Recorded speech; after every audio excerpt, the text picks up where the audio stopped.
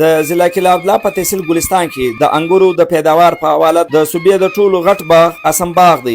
په دې باغ کې د عامو روایت څخه هټ کر په جدید طرز په باغ کې د عالمي معیار انګور پیدا کیږي. په دې باغ کې امریکن ایټم رایل، ریډ ګلوب، کمیسن سیډلس په شمول 22 اقسامو انګور پیدا کیږي.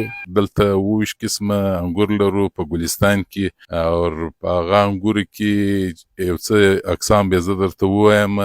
په هغه کې ایټم رایل دی، ریډ ګلوب دی، ټاپي ده، سندرخاني ده، ګردک دی، لال دی، سایبید دی، ایته، تور ایته دی، سپین ایته دی، سره کشمیش دی، سپین کشمیش دی، کلمک دی او خیر غلامان. د باغ مالک حاجي محمد هاشم خان اسکزی وایي چې د امریکا او زموږ په انګورو کې صرف فرق د ملک دی. نور زموږ انګور د دې د انګورو ډیر ذایقه‌دار دي. د قاسم خان باغ انګور د ملک په علاوه بیرون ملک هم لیږل کیږي. 100 ایکړه باغ دی او د پیداوار په حساب موږ اندازن د لکو کارټونو پورې یا د 1.5 لکو کارټونو پورې د دې پیداوار ورکوی سو. زه خپله په د جرمني په ښار په برلین کې د دنیا د انګور د غټ نمایش ولو، هغه له موږ تللي ولو د ګورمنټ په طرف څخه.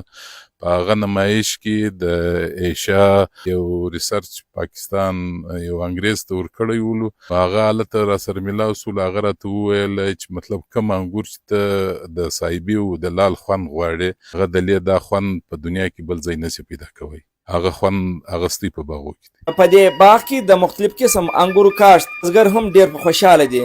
انګورو مقامي پیداوار چې د نعمت عام سره د قوت خرید لاندې رسولي دي. قیس انګور بزګران د پاره هم منافع بخش کاروبار ثابت شوی دي.